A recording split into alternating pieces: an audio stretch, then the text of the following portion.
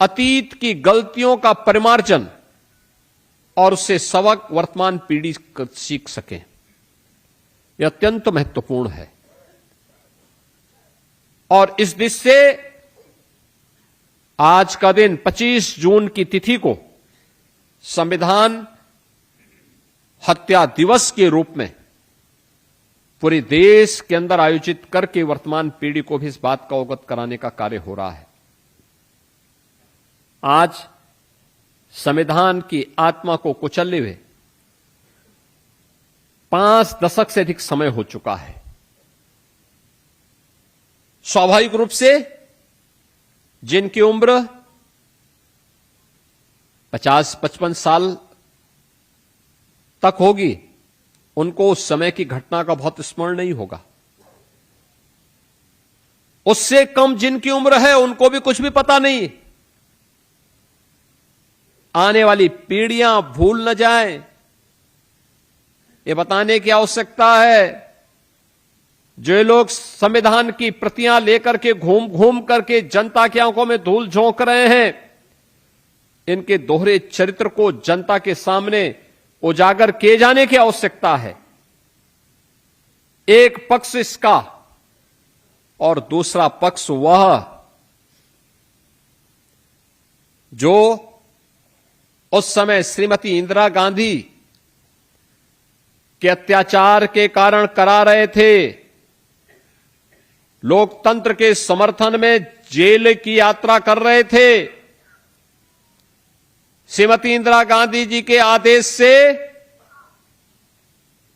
उस अत्याचार की चपेट में पिस रहे थे।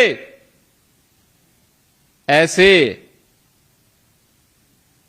श्री लालू प्रसाद यादव जी हों, स्वर्गीय मुलायम सिंह जी हों, इनकी वर्तमान पीढ़ी क्या कर रही है, ये आज उसी कांग्रेस के साए में अपनी राजनीति करते हुए दिखाई दे रहे हैं। याद करिए, जब भी समाजवादी पार्टी कांग्रेस के साथ गठबंधन करने का प्रयास करती थी, स्वर्गीय मुलायम सिंह जी उसका विरोध करते थे। कहते थे कि सब कुछ हो जाएगा, लेकिन कांग्रेस के साथ गठबंधन नहीं होना चाहिए। लेकिन उनके उत्तराधिकारी क्या कर रहे हैं, उनका आचरण देखो ना। वे कुछ भी हो जाए,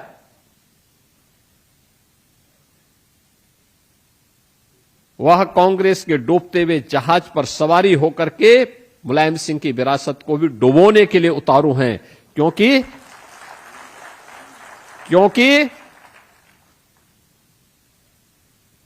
कांग्रेस ने लोकतंत्र को कुचला था, इनका भी लोकतंत्र पे कोई निष्ठा नहीं है।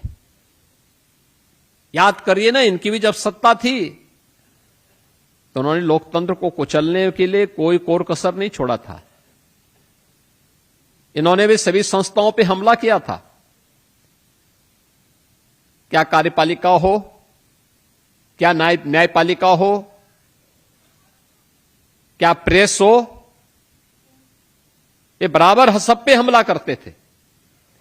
किसी के साथ निष्ठा नहीं थी, किसी का सम्मान नहीं करते थे।